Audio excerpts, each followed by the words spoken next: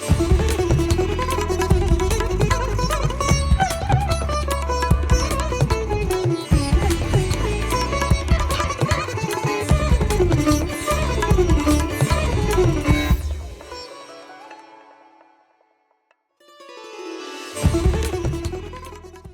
श्री साई राम। साई प्रेम वाणी के हमारे आज के प्रसारण में आप सबका हार्दिक स्वागत है। आज हम आप सबके लिए लेकर आए हैं सुमधुर कार्यक्रमों की मनमोहक कड़ी। आज के प्रसारण में आप गान सरिता के तहत सुंदरकांड भावार्थ सहित एवं अवतार वाणी के अंतर्गत श्री भगवान द्वारा दिए गए एक दिव्य संदेश का एक भाग सुनेंगे। हम दिव्यानुभव के अंतर्गत एक वार्ता भी सुनेंगे। तो चलिए कार्यक्रम का शुभारंभ करते हैं।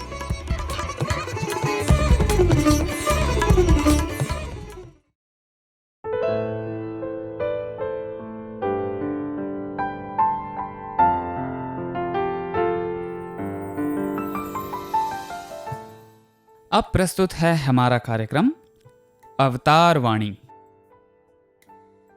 भगवान बाबा द्वारा 18 अगस्त सन 1984 को श्रीमद् भगवद गीता पर दिए गए दिव्य संभाषण का एक भाग आज हम प्रस्तुत करने जा रहे हैं।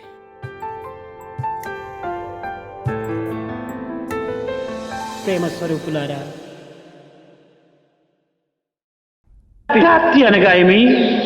ధనం కావాలి, అధికారం కావాలి, ఇంకా అనేక విధమైనటువంటి సుఖ సంతోషంలో అనుభవించాలి, ఇల్లు కావాలి, భూములు కావాలి, నగలు కావాలి, ఈ విధమైనటువంటి యొక్క ధనంతో సంబంధించినటువంటి వాటినంతా కోరుతుంటారు.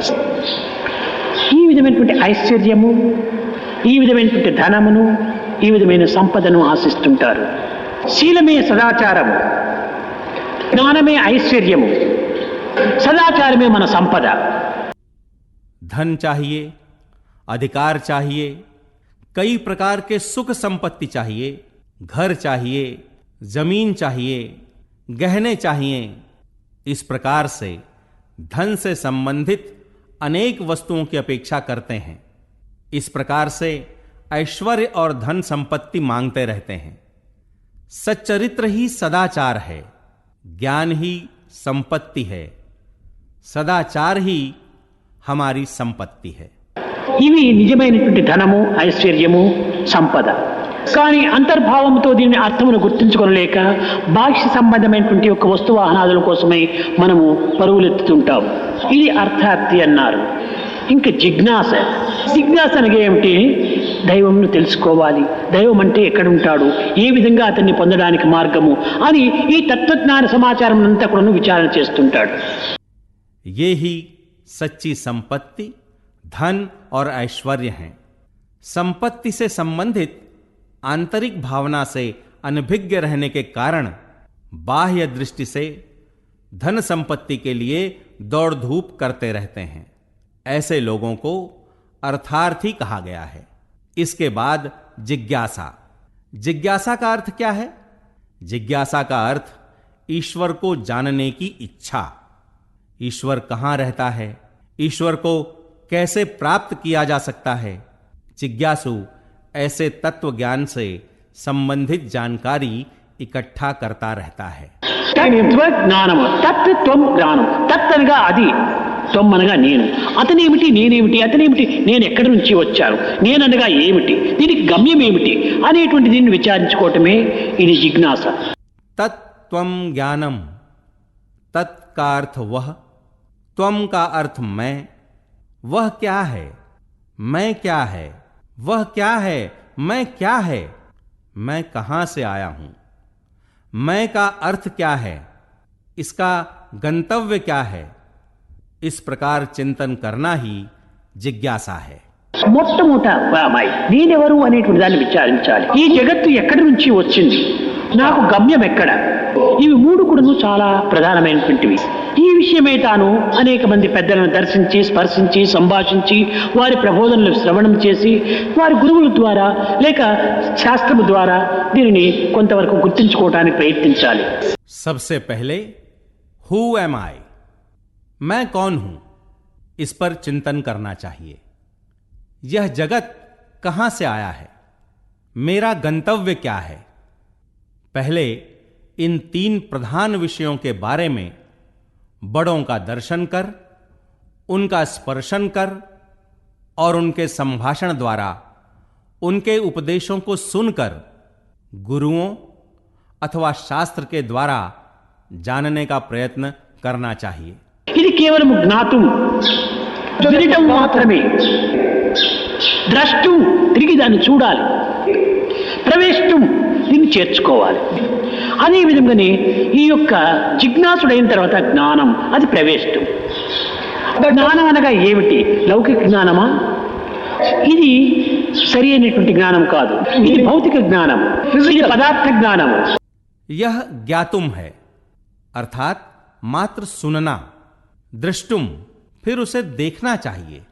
प्रवेष्टुम अर्थात अपनाना चाहिए. इसी प्रकार जिज्ञासु होने के बाद प्रवेष्टुम अर्थात वही ज्ञान है.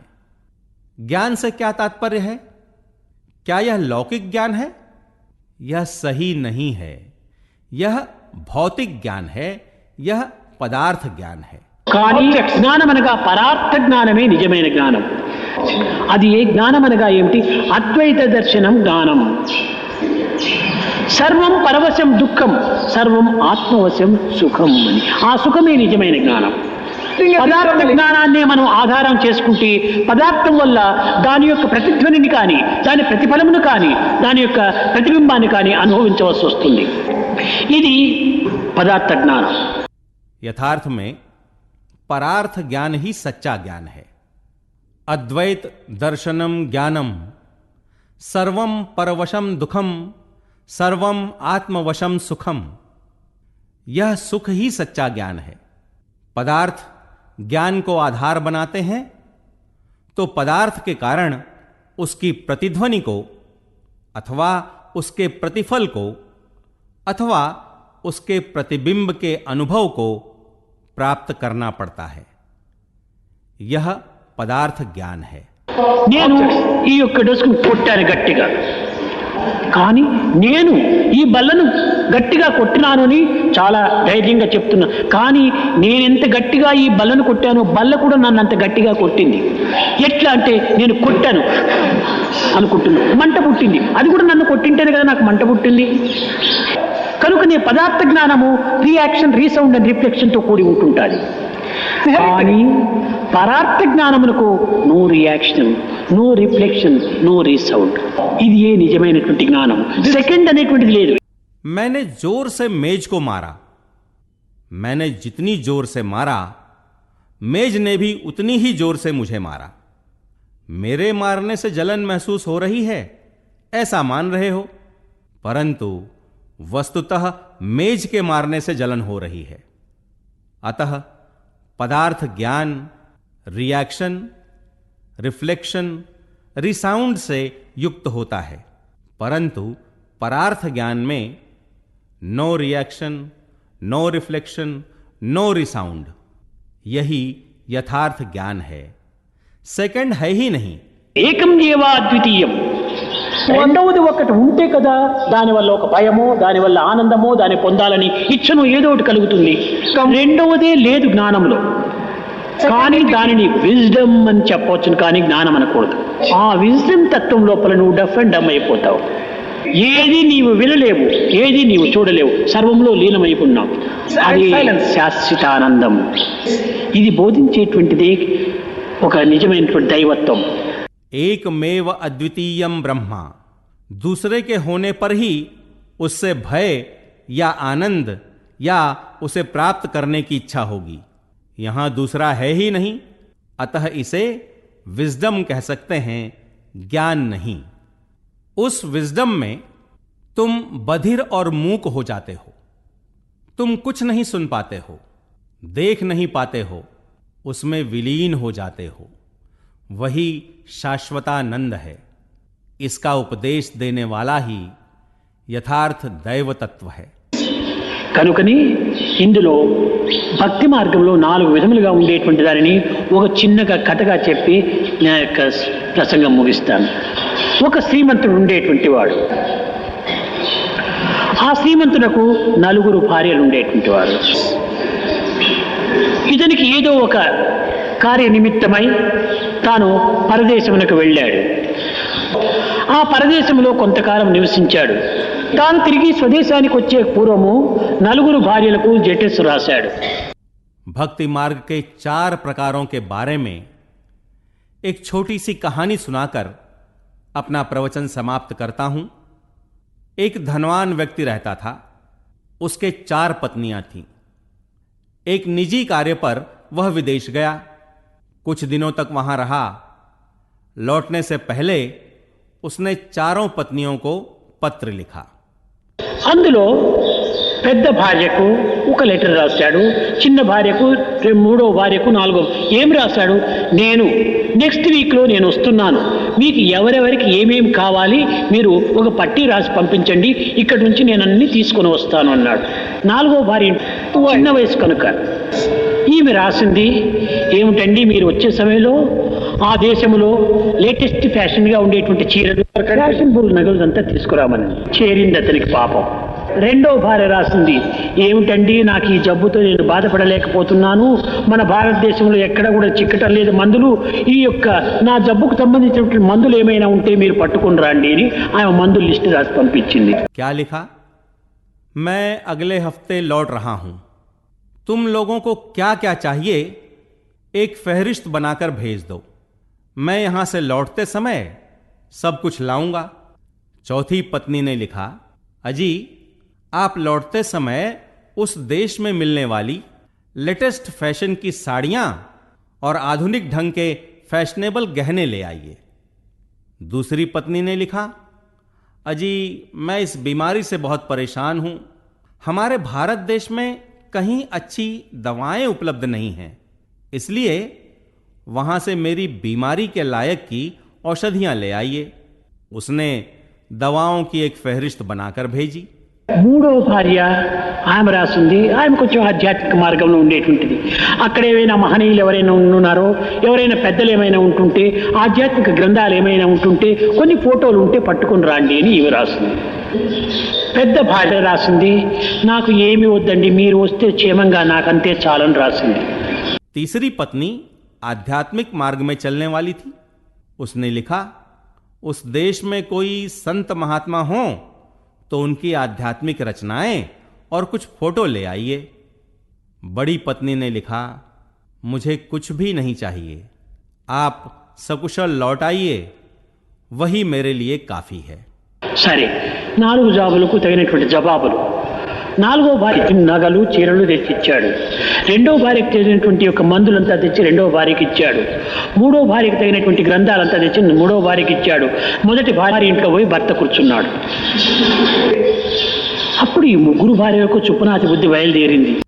ठीक है, 4 पत्रों के उत्तर में चौथी पत्नी के लिए आवश्यक साड़ियां और गहने लाकर दिया, औषधियां लाकर दूसरी पत्नी को दिया, तीसरी पत्नी को रचनाएं लाकर दिया और स्वयं बड़ी पत्नी के घर में जा बैठा। तब बाकी तीनों पत्नियों को बड़ी जलन हुई। ఏమిట్రా ఇంతకాలం అంతా కూడా నువ్వు భర్త మన దగ్గర లేకుండా పోయి వచ్చింది వస్తాను ఆమె ఇంటికే పోయి కూర్చున్నాడే అని వీళ్ళందరికీ కొంచెం కష్టం కలిగి 3 పోయి అతన్ని అడిగారు, ఎందుకు మా ఇంటికి రావటం లేదని.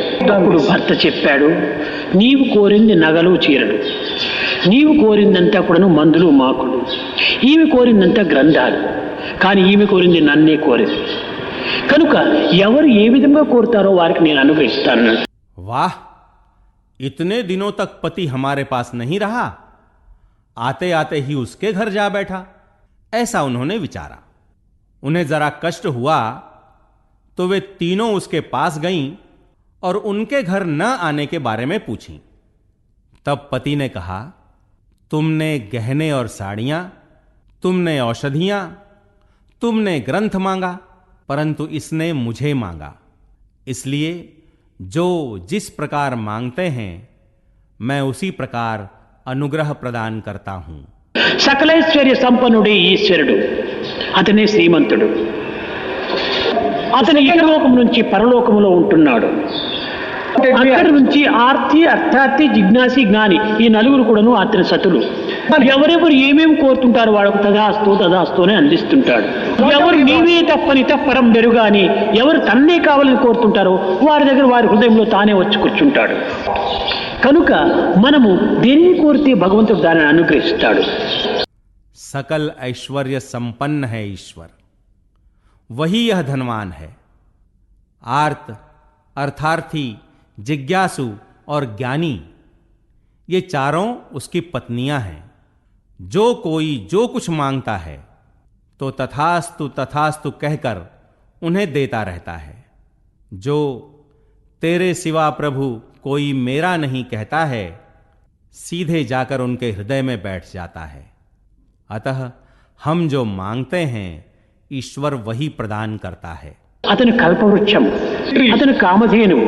ఆర్తుడు ప్రార్థించవచ్చు, అర్థార్థి ప్రార్థించవచ్చు, జ్ఞాని ప్రార్థించవచ్చు, జిజ్ఞాసి ప్రార్థించవచ్చు. భగవంతుడు సర్వంతర్యామిగా ఉంటున్నాడు, సర్వత్రా ఉంటున్నాడు. ఈ జగత్తే ఒక పెద్ద కల్పవృక్షము. ఈ కల్పవృక్షంలో ఎక్కడ ఎవరు ఏ విధంగా కోరితే వాళ్ళని అనుగ్రహిస్తుంటాడు. वह कल्प वृक्ष है, वह कामधेनु है। आर्त प्रार्थना कर सकता है, अर्थार्थी प्रार्थना कर सकता है, ज्ञानी प्रार्थना कर सकता है, जिज्ञासु प्रार्थना कर सकता है। ईश्वर सर्वांतर्यामी होकर सर्वत्र व्याप्त है। यह जगत ही एक बड़ा सा कल्प वृक्ष है। इस कल्प वृक्ष में जो जहां जो कुछ मांगता है उसे वैसे ही अनुग्रह प्रदान करता है। కానీ ఇది కల్పవృక్షం అనేటువంటి ఒక సత్యాన్ని గుర్తించుకోలేకపోతున్నాడు మానవుడు.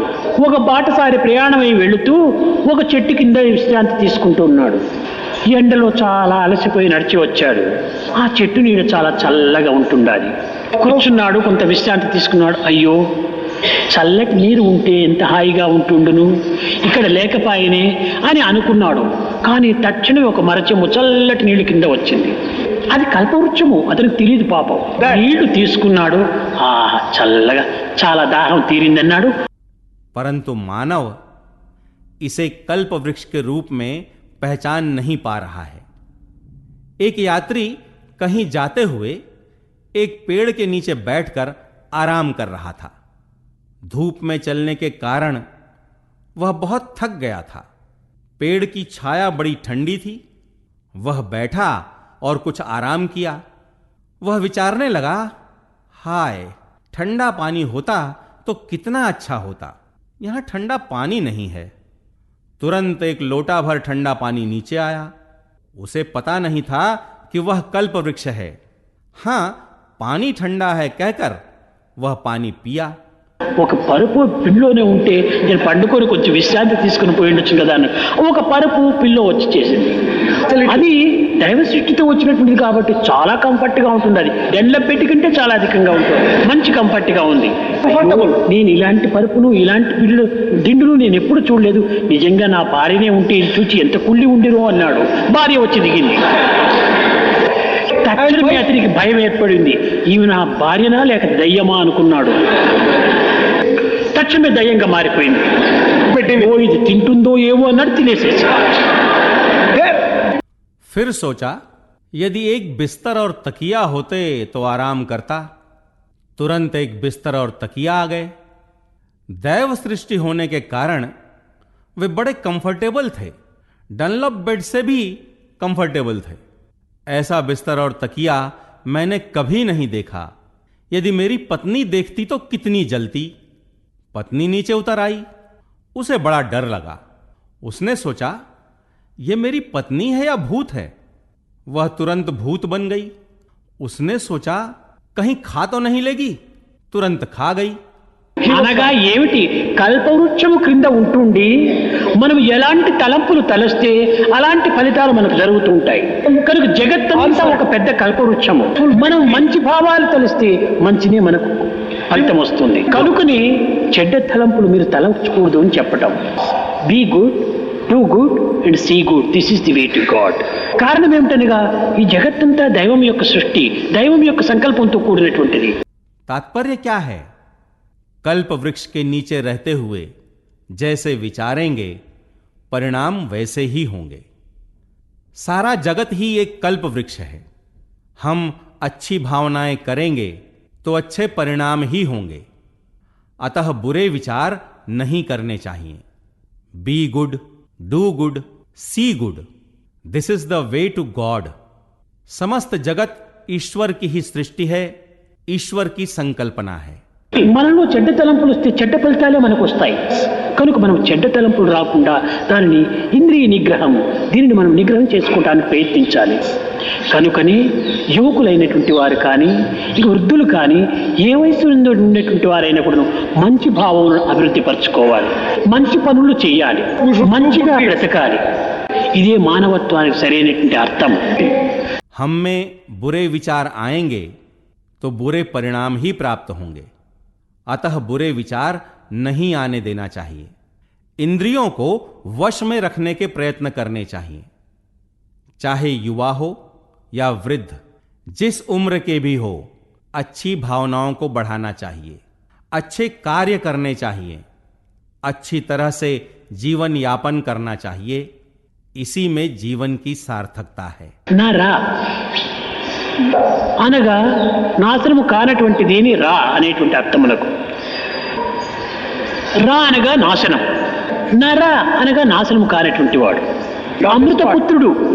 కనుకనే ఉపనిషత్తులు నీకుడు శృణ్వంత విశ్చే అమృతస్య పుత్ర, నీవు అమృతపుత్రుడు కానీ అమృతపుత్రుడు కాదు అని చెప్పని గట్టిగా బోధించింది.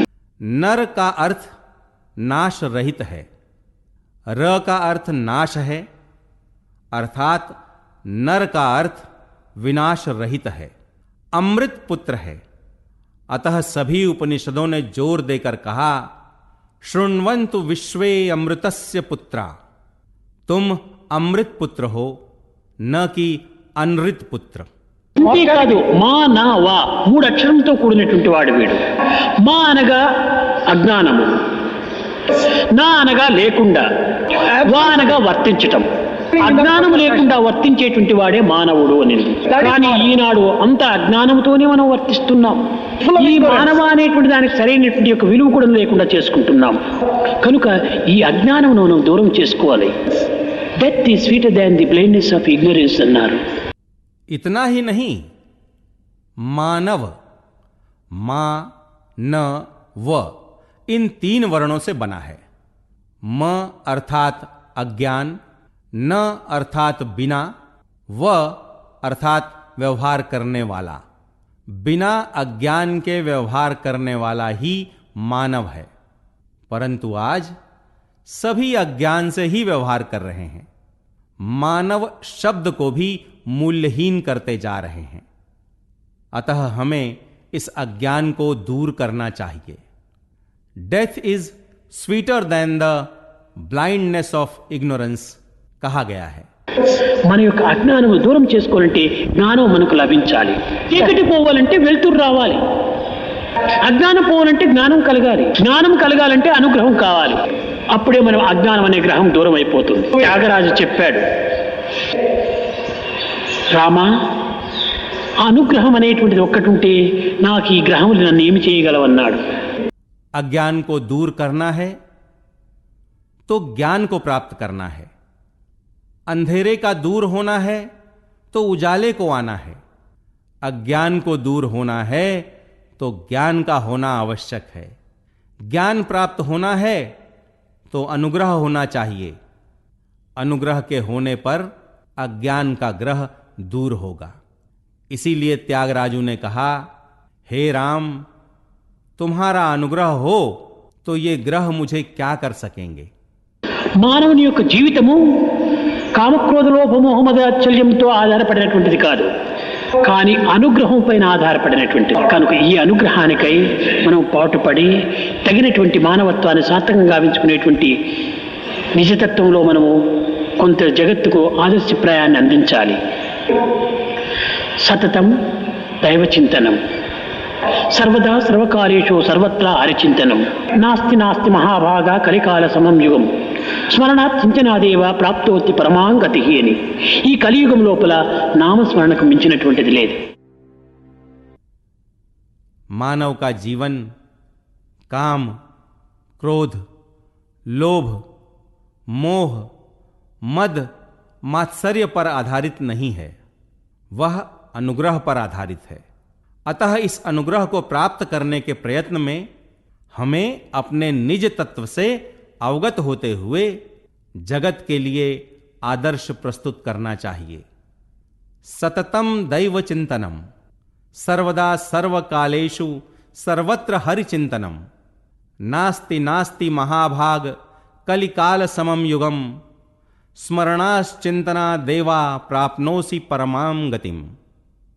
इस कलयुग में नाम स्मरण से बढ़कर अन्य कुछ नहीं है.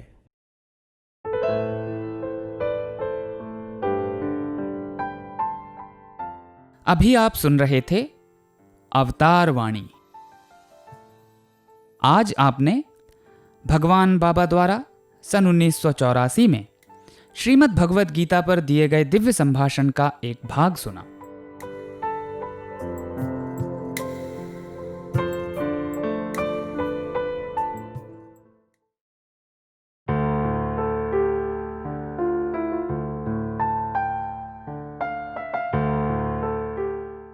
अब प्रस्तुत है हमारा कार्यक्रम दिव्यानुभव. आज इसके अंतर्गत हम भगवान बाबा के पूर्व विद्यार्थी श्रीमान जगदीश चंद्र जी द्वारा दिए गए संबोधन का दूसरा भाग सुनेंगे.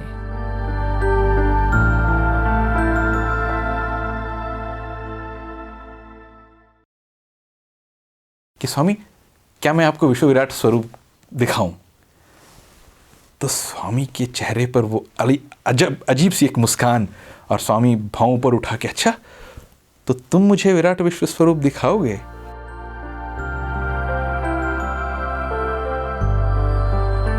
ये जो अनुभव है ये 2007 की बात है फिर से, और भगवान बाबा ने ये अवसर प्रदान किया कि मैं उनके समक्ष एक नाटक में भगवान श्री कृष्ण की भूमिका निभाऊं. तो उस नाटक का नाम था श्री कृष्ण रायबारम, यानी ये उस समय की घटना है जब भगवान श्री कृष्ण शांति दूत बनकर जाते हैं कौरव सभा में, और उनसे उनके समक्ष शांति का प्रस्ताव रखते हैं युद्ध के पहले, और कौरव मानते नहीं हैं. तो ये संपूर्ण जो कहानी थी, घटनाक्रम इस समय के इर्द गिर्द घूमता है. मज़ेदार बात यह है कि भगवान बाबा चाहे हमसे किसी भी रूप में बात करें, चाहे हंसी मजाक ही क्यों ना हो, चाहे बहुत ही गंभीर क्यों ना हो, उसके पीछे बहुत ही बड़ा एक अध्याय रहता है, एक सबक रहती है हमारे लिए. कई बार हमें वो तुरंत मालूम पड़ती है, कई बार सालों बाद मालूम पड़ती है, कई बार शायद मालूम भी ना पड़े, लेकिन एक रहस्य ज़रूर होता है, एक पाठ ज़रूर होता है. तो उस दिन जिस प्रकार जो परंपरा है कि स्पोर्ट्स मीट संक्रांति के दिन भगवान के सामने उस नाटक का आयोजन किया जाएगा, और हम सभी अपने कॉस्ट्यूम्स पहनकर मेकअप लगाकर बैठे हुए थे भजन हॉल में कि स्वामी आएँ, हम सबको देखें, आशीर्वाद दें, हम सबसे बात करें, और उसके बाद हम जाएंगे नाटक प्रस्तुत करने के लिए. तो जब स्वामी कार से उतर रहे थे, उन्होंने मेरे तरफ देखा, तो लीड रोल था करके मैं सबसे सामने, सबसे आगे बैठा हुआ था, और स्वामी देखते ही स्वामी का चेहरा उतर गया. बोले, श्री कृष्ण इतने नीले नहीं थे, किसने रंग लगाया ऐसा? तो हमारे जो मेकअप जो करने वाले थे वो सब आए, और स्वामी, इतना कोई रंग लगाता है कि भगवान कृष्ण को? हाथ उठा के जैसे थप्पड़ मारने की स्थिति हो, ऐसा कहा, पूरा रंग निकालो. तो आप कल्पना कीजिए कि स्वामी मेरे सामने बैठे हुए हैं, और दो हमारे जो टीचर हैं जो मेकअप करते हैं वो मेरे गाल को घिस रहे हैं उस नीले रंग को हटाने के लिए. दो हाथ ऐसे जा रहे हैं, दो हाथ ऐसे जा रहे हैं, और मैं हाथ जोड़ के खड़ा हुआ हूँ, स्वामी के सामने बैठा हुआ हूँ, और स्वामी निर्देश दे रहे थे कि कितना नीला होना चाहिए रंग, कैसा होना चाहिए, सब निर्देश दे रहे थे. तो मेरे लिए और क्या था कि स्वामी स्वयं बैठे हुए हैं, इससे बढ़िया अवसर हमारे लिए क्या हो सकता है। मैं 7वें आसमान में था। तब हमें एक बात हमारे मन में आई कि जब हमने इस ड्रामा का रिहर्सल स्वामी को दिखाया, उसमें जो अंतिम सीन था उस नाटक का, वो था भगवान श्री कृष्ण कौरव महासभा में अपना विराट विश्वरूप दिखाते हैं। जब दुर्योधन उन्हें बंदी बनाने का प्रयत्न करते हैं तो विराट विश्वरूप दिखाते हैं। तो उस विराट विश्वरूप को कुलवंत हॉल में स्वामी के सामने किस प्रकार हम प्रस्तुत करें, ये हमें समझ में नहीं आया। तो कई दिन सोचने के बाद हमारे मन में एक बात आई, हमने उसे उन्होंने प्रस्तुत करने का अभ्यास किया और हमें सटीक लगी। तो अब क्या था कि जब हमने ड्रामा उस समय भगवान बाबा को दिखाया तो हमने ये विश्व विराट स्वरूप नहीं दिखाया उनको। अब मेरे मन में ये था कि बाकी सभी को दिखाने के पहले हम स्वामी को सब कुछ पहले दिखाएं, पहले स्वामी को सब समर्पित करें। तो उस उत्तेजना में मेरे मुंह से निकल गया स्वामी के सामने कि स्वामी, क्या मैं आपको विश्व विराट स्वरूप दिखाऊं? तो स्वामी के चेहरे पर वो अजीब सी एक मुस्कान, और स्वामी भावों पर उठा के, अच्छा तो तुम मुझे विराट विश्व स्वरूप दिखाओगे? और मेरी बात में मेरे दिमाग में बहुत अभी भी नहीं उतरी थी, और मैं हाथ जोड़ के बोला, हाँ स्वामी, अभी दिखा देता हूँ, यहीं भजन हॉल में। और स्वामी बोले, अच्छा यहीं पे, अच्छा दिखाओ। तो हम लोग वो 10-20 लड़के जो मिल के एक विराट विश्व स्वरूप का जो दृश्य, जो फॉर्मेशन जिसे हम कहते हैं, हम सब आए, शंख चक्र गदा पद्म सब लेकर सब खड़े हुए थे। और स्वामी ने जैसे ही वो दृश्य देखा, स्वामी की आंखें बड़ी हुई, स्वामी बहुत प्रसन्न हुए और स्वामी बोले, बहुत सुंदर है। जैसे ही स्वामी ने कहा बहुत सुंदर है, एक पहली बात ये कि हमने स्वामी को सभी सीन ड्रामा का दिखा दिए। हमने सभी सीन दिखाए स्वामी को ड्रामा की प्रस्तुतिकरण के पहले, बाकी सभी की प्रस्तुतिकरण के पहले स्वामी को हमने सभी दिखाए। और दूसरी बात ये कि स्वामी को वो बहुत पसंद आई। तो फिर 7वें आसमान में मैं अपने दुनिया में खोया हुआ था, स्वामी के चरणों में बैठा हुआ था, बाकी सभी कलाकार भी बैठे हुए थे जो ड्रामा में थे। स्वामी एक एक से पूछ रहे थे कि तुम कौन हो, तुम्हारा रोल क्या है, तुम क्या करने वाले हो। तो इतना सब कुछ पूछते हुए एक छात्र को स्वामी ने देख के पूछा, अच्छा तुम्हारा रोल क्या है? तो उसने हाथ जोड़ के कहा, स्वामी कृपाचार्य। तो स्वामी ने कहा, तुम्हारे फादर का नाम क्या है? तो उसने वास्तव में अपने पिताजी का नाम बताया। तो स्वामी ने कहा, तुम्हारे फादर का नहीं, कृपाचार्य के फादर का नाम क्या है, क्योंकि तुम कृपाचार्य का रोल कर रहे हो। तो उसने कहा, स्वामी मुझे नहीं मालूम। हम बोले, क्या ऐसा लड़का है? फिर बाजू में बैठे हुए किसी पांडव से स्वामी ने पूछा, क्यों रे, कृपाचार्य के फादर का नाम क्या है? उसने भी हाथ जोड़ दिए। इस प्रकार सभी से पूछते हुए अंत में स्वामी मेरे तरफ आए। मैं नीचे बैठा, तो मैं अभी भी उस विराट विश्व स्वरूप के आनंद में खोया हुआ था कि हमने स्वामी को वो सीन दिखा दिया और मैं मज़े में था। इतने स्वामी ने मेरे तरफ देख के कहा, हे कृष्ण। तो मैं हाथ जोड़ के बिल्कुल स्वामी के सामने सर उठा के स्वामी की ओर देख रहा था। स्वामी ने कहा, क्यों रे, कृपाचार्य के फादर का नाम क्या है? मेरा जो संपूर्ण आनंद था वो गुब्बारे के में एक सुई जैसे लगाने से फूटता है, उस प्रकार फूट गया और चेहरा उतर गया। और मैं ये सोच रहा था कि कृपाचार्य के पिताजी का नाम है क्या? और मैंने कहा, स्वामी मुझे नहीं मालूम।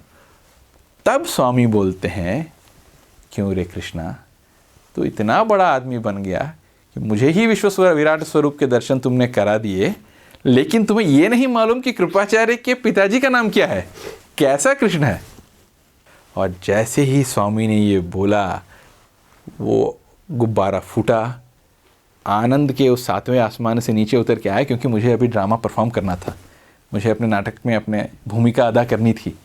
तो उस समय ऐसा लगा था कि हाँ, शायद स्वामी हमारे साथ हंसी मजाक कर रहे थे या एक लीला चल रही थी। लेकिन उसका सबसे बड़ा पाठ ये था कि स्वामी के साथ बात करने के बाद, स्वामी का आशीर्वाद लेकर हमें जाके अपनी भूमिका निभानी थी।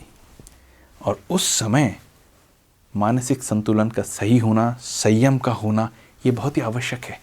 अगर मैं अपने उस 7वें आसमान में झूमते हुए शायद अपनी भूमिका अदा करने जाता, मैं मुझसे कोई गलती हो सकती थी। ये निश्चित करने के लिए कि मैं जब स्टेज पे जाऊं, एक समभाव से जाऊं। स्वामी ने वो आनंद का गुब्बारा फोड़ा और कहा कि बेटा अभी तुम्हें वो ड्रामा करना है। तो ये एक बहुत ही सुंदर अनुभव था कि स्वामी हमारे साथ चाहे किसी भी रूप में, चाहे क्रोध हो या हंसी हो या मजाक हो, जो भी स्वामी कहते थे उसके पीछे एक बहुत ही सुंदर पाठ रहता था। एक पाठ ही नहीं, एक अध्याय रहता था, और वो हमारे अपने भले के लिए होता था। वो एक साधारण पाठ नहीं, एक आध्यात्मिक रहस्य होता था जो हमारे जीवन में हमारी अपनी भलाई के लिए होता था।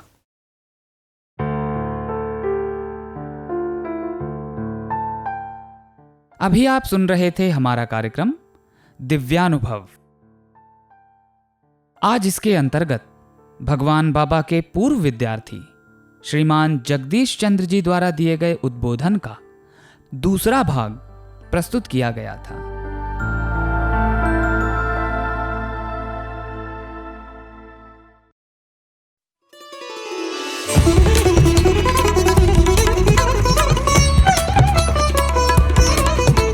आप सुन रहे हैं रेडियो साईं प्रशांति निलयम से हिंदी प्रसारण साईं प्रेम वाणी।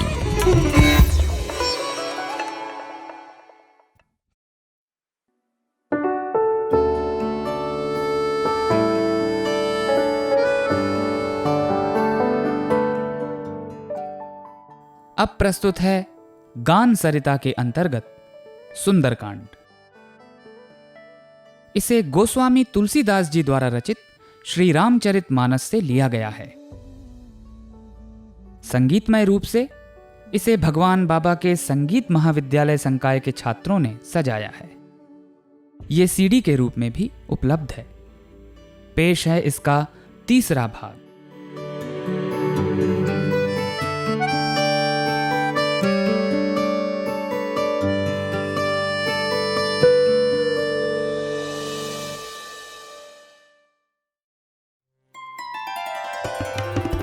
जामवंत के बचन सुहाए, सुनि हनुमंत हृदय अति भाए।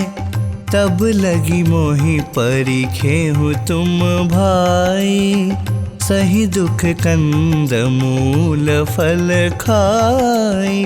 जब लगी आवो सीतहि देखी, होई ही काजु मोहि हरस बिसेसी। अस कही नाई सबन ही कहु माथा, चले हर्षिय धरि रघुनाथा। सिंधु तीर एक भूधर सुंदर, कौतुक कूदी चढ़े उताऊ पर। बार बार रघुबीर संभारी, तर के पवन तनय बल भारी। जेहि गिरि चरण दे हनुमंता, चले सुगा पाताल तुरंता। जिमि अमोघ रघुपति कर बाना, एहि भांति चले हनुमाना। जल निधि रघुपति दूत बिचारी, तई मैं नाक होहि श्रम हारी। हनुमान तेहि परसा, कर पुनि कीन्ह प्रणाम। राम काजु कीन्हे बिनु, मोहि कहा विश्राम। जामवंत जी के मधुर वचनों को सुनकर हनुमान जी के हृदय में अत्यंत हर्ष हुआ। वे बोले, भाइयों, जब तक मैं सीता जी को देखकर लौट ना आऊं, तब तक आप सब दुख को सहते हुए एवं कंदमूल फलादि का आहार लेकर मेरी प्रतीक्षा कीजिएगा। मुझे अपार हर्ष हो रहा है, कार्य अवश्य संपन्न होगा। ऐसा कहकर सभी को प्रणाम कर एवं अपने हृदय में श्री रघुनाथ जी को धारण कर हनुमान जी प्रसन्न होकर चल पड़े। सागर तट पर एक सुंदर पर्वत था। हनुमान जी यूं ही बिना परिश्रम के कूदकर उसके ऊपर जा चढ़े और निरंतर श्री रघुवीर जी का स्मरण करते हुए बड़े वेग से उछले। जिस पर्वत से हनुमान जी उछले वो तुरंत ही पाताल में चला गया। जिस प्रकार श्री रघुनाथ जी का अमोघ बाण चलता है, ठीक उसी प्रकार हनुमान जी भी जा रहे थे। सागर ने श्री राम जी के दूत को जाता देखकर मैनाक पर्वत से उन्हें तनिक विश्राम देने को कहा। हनुमान जी ने उसे हाथ से स्पर्श कर प्रणाम करते हुए कहा, भाई, जब तक श्री रामचंद्र जी का कार्य नहीं हो जाता तब तक मैं विश्राम कैसे कर सकता हूं। जात पवन सुत देवन देखा, जाने कहूँ बल बुद्धि विशेषा। सुरसा नाम अहिन्ह के माता, पठइन्हि आई कही ते बाता। आजु सुरन्ह मोहि दीनहारा, सुनत वचन कह पवन कुमारा। राम काजु करी फिरी मैं आवो, सीता कई सुधी प्रभु ही सुनावो।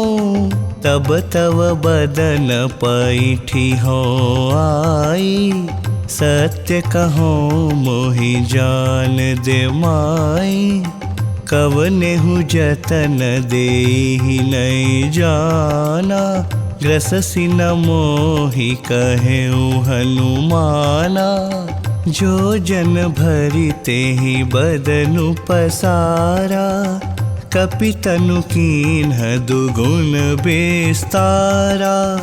सोरह जो जन मुख तेहि ठाऊ, तुरत पवन सुत 32 भयऊ। जस जस सुरसा बदनु बढ़ावा, तासु दून कपि रूप दिखावा। सति जो जन तेहि आनन कीन्हा, अति लघु रूप पवन सुत लीन्हा। बदन पैठी पुनि बाहिर आवा, मागा बिदा ताहि सिरुनावा। मोहि सुरन्ह जेहि लागी पठावा, बुद्धि बल मरमु तोर मैं पावा। राम काजु सब करिहूँ, तुम बल बुद्धि निधान। आशीष दे गई सो, हर्षि चलेऊ हनुमान। पवन पुत्र हनुमान जी को जाते देखकर देवताओं ने उनके बुद्धि बल की परीक्षा लेने के लिए नाग माता देवी सुरसा को भेजा। सुरसा ने आकर हनुमान जी से कहा, देवताओं ने आज मुझे उत्तम भोजन दिया है। यह सुनकर पवन पुत्र हनुमान जी ने कहा, माता, प्रभु श्री राम जी का कार्य संपन्न कर और माता सीता का समाचार उन्हें सुनाकर मैं अवश्य ही आपकी सेवा में उपस्थित हो जाऊंगा। मैं सत्य कहता हूं, किंतु हे माता, अभी मुझे जाने दीजिए। जब किसी भी उपाय से उसने जाने नहीं दिया, तब हनुमान जी ने कहा, तो ठीक है माते, आप मुझे अपना ग्रास बना लीजिए। उसने 1 योजन बड़ा मुंह खोला तो हनुमान जी ने अपने शरीर को उससे ठीक दुगना बड़ा कर लिया। तब उसने 16 योजन बड़ा मुंह खोला और तुरंत पवन पुत्र ने भी अपना शरीर 32 योजन बड़ा कर लिया। उन्हें ग्रसने के लिए सुरसा जैसे जैसे अपना मुंह बड़ा करती जाती थी, वैसे वैसे ही हनुमान जी भी अपने शरीर का ठीक उससे दुगना बड़ा रूप दिखलाते जाते थे। जब उसने 100 योजन बड़ा मुंह किया, तब हनुमान जी ने तुरंत अत्यंत ही छोटा रूप धारण कर लिया और उसके मुंह में जाकर सकुशल बाहर आ गए। बाहर आकर उन्होंने शीश नवाते हुए बड़ी विनम्रता से विदा मांगी। सुरसा ने कहा, मैंने तुम्हारी बुद्धि एवं बल की यथेष्ट परीक्षा ले ली है और मुझे देवताओं ने भी इसी के लिए भेजा था। तुम तो बल और बुद्धि के भंडार हो, अतः तुम प्रभु श्री रामचंद्र जी का कार्य अवश्य पूरा करोगे। ऐसे आशीर्वचन कहकर सुरसा चली गई और हनुमान जी प्रसन्न होकर पुनः चल पड़े। निशिचरी एक सिंधु महुरहई, करी माया नभु के खग गहई। जीव जंतु जे गगन उड़ाही, जल बिलो की तिन्ह के परिछाही। गहई छाह सक सोन उड़ाई, एहि विधि सदा गगन चर खाई। तोई छल हनुमान कह कीन्हा, तासु कपटु कपि तुरत ही चीन्हा। ताहि मारी मारुत सुत बीरा, बारिधि पार गयो मति धीरा। तहाँ जाई देखी बन शोभा, गुंजत चंचरीक मधुलोभा। नाना तरु फल फूल सुहाए, खग मृग वृंद देखी मन भाए। शैल विशाल देखी एक आगे, तापर धाई चढ़े उभय त्यागे। उमान कछु कपि के अधिकाई, प्रभु प्रताप जो काल ही खाई। गिरि पर चढ़ी लंका ते ही देखी, कहीं न जाई अति दुर्ग विशेषी। अति उतंग जल निधि चहु पासा, कनक कोट कर परम प्रकाशा।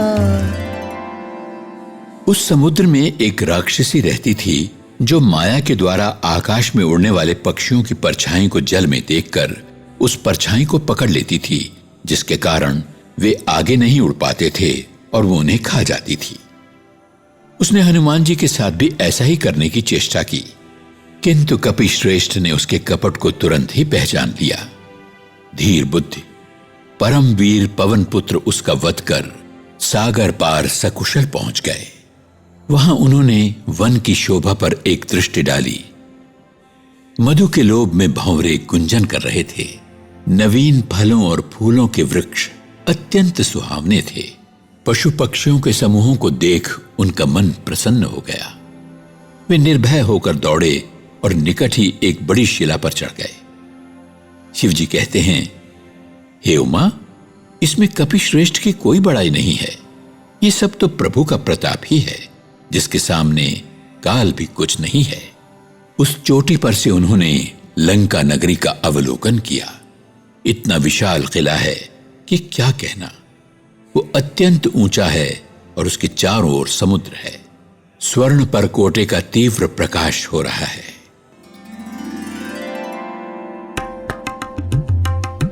कनक कोट विचित्र मणि कृत सुंदरायतना घना। चहु हट हट सुबट बीथि चारुपुर बहु विधि बना। गज बाजी खच्चर निकर पदचर रथ बरूथनि को गने। बहु रूप निशिचर जूथ अति बल सेन बरनत नहीं बने। बन बाग उपवन बाटिका सरकूप बापी सोहहि। नर नाग सुर गंधर्व कन्या रूप मुनि मन मोहहि। कहु माल देह विशाल शैल समान अति बल गर्जहि। नाना कार न भिरहि बहु विधि एक कनतल जही करी जतन भटको तिन्ह बिकट तन नगर चहुदिसि रक्षहि कहूँ महिष मानुष धेनु खर अज खल निसाचर भक्षहि एहि लागी तुलसीदासिन की कथा कछु एक है कहीं रघुबीर सर तीरथ शरीरनि त्यागी गति पैहि सही पुर रखवारे देखी बहु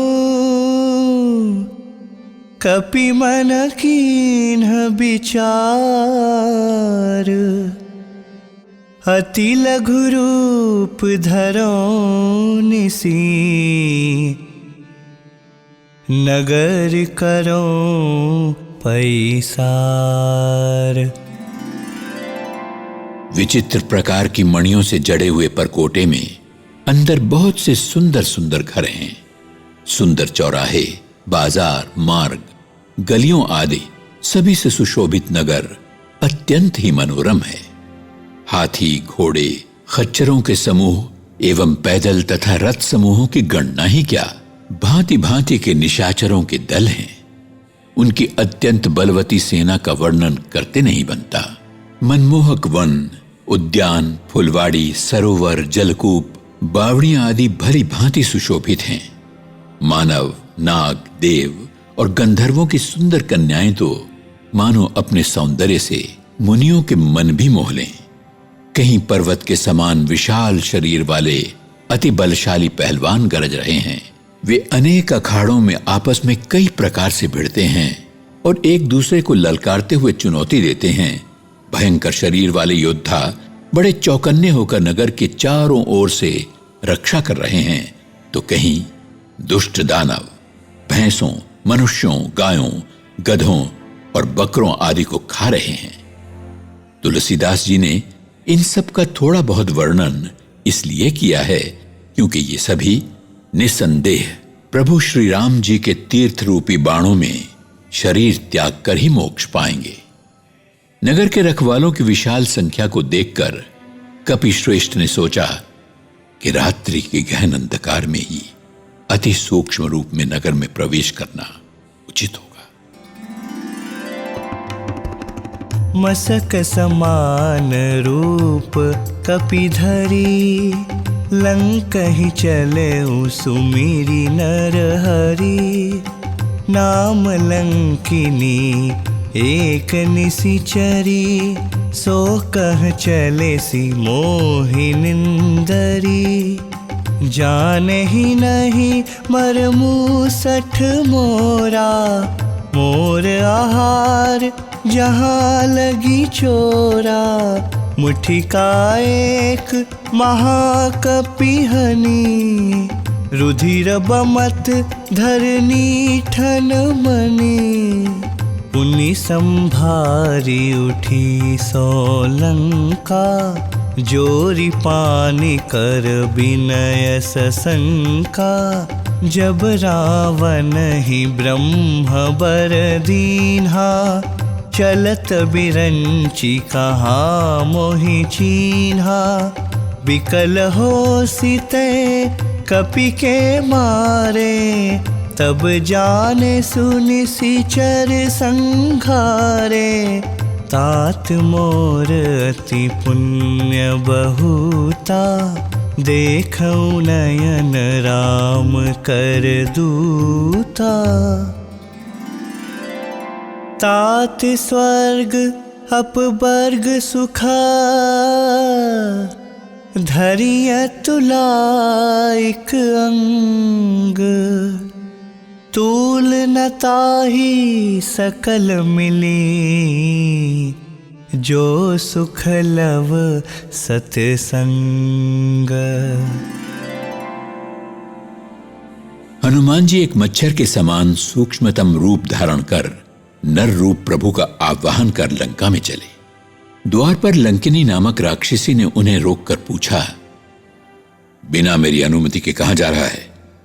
हे मूर्ख, कदाचित तुझे मेरे बारे में सही ज्ञान नहीं है। तेरे जैसे सभी चोर मेरा भोजन ही होते हैं। कपिराज जी की मुष्टिका के एक ही आघात से वो खून की उल्टी करती हुई पृथ्वी पर धराशायी हो गई।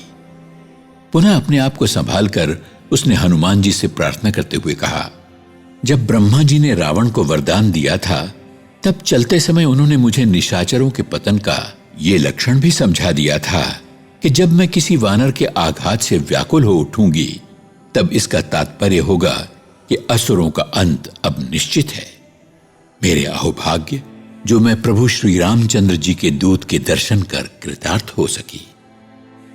तातश्री, यदि स्वर्ग और मुक्ति के समस्त सुखों को तराजू के एक पलड़े में रखा जाए, तो वे सब मिलकर भी दूसरे पलड़े में रखे लव मात्र के सत्संग से प्राप्त होने वाले सुख की बराबरी नहीं कर सकते। प्रभिसि नगर की जय सब काजा, हृदय राखी कौशलपुर राजा। गरल सुधारि पुकरे मिताई, गोपद सिंधु अनल सितलाई। गरुड़ सुमेरु रेणु समताही, राम कृपा करी चितवा जाही। अति लघु रूप धरेऊ हनुमाना, पैठा नगर सुमिरी भगवाना। मंदिर मंदिर प्रति करी शोधा, देखे जहाँ तहाँ गणित जोधा। गयऊ दसानन मंदिर माही, अति विचित्र कहीं जात सोनाही। शयन किए देखा कपितेहि, मंदिर महुन दिखी बैदेही। भवन एक पुनि दीख सुहावा, हरि मंदिर तह भिन्न बनावा। रामायुध अंकित ग्रह, शोभा बरनी न जाई। नव तुलसी का वृंद तहा, देखी हर्ष कपिराई।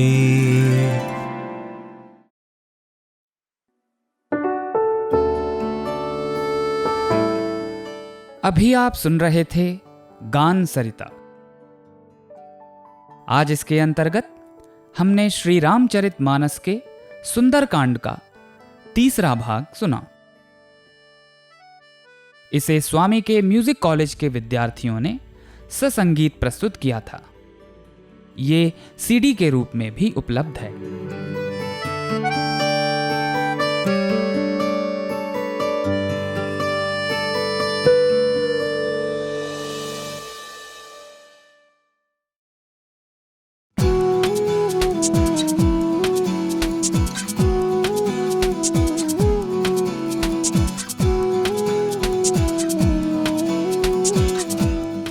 आज का हमारा साई प्रेमवाणी कार्यक्रम अब यही समाप्त होता है। आशा करते हैं कि आपको ये कार्यक्रम पसंद आया होगा। हमें अपने सुझाव एवं परामर्श व्हाट्सएप पर भेजना न भूलें। हमारा व्हाट्सएप नंबर है 93 93 258 258 और एक बार 93 93 258 258। हिंदी भाषा के ये सारे कार्यक्रम आप हमारे YouTube चैनल पे भी सुन सकते हैं। हमारे इस चैनल को सब्सक्राइब करें और वहां कमेंट बॉक्स में अपने विचार सबसे शेयर करें। इन कार्यक्रमों को आप अपने मन मुताबिक सुनने और डाउनलोड करने के लिए हमारी वेबसाइट पर भी जा सकते हैं।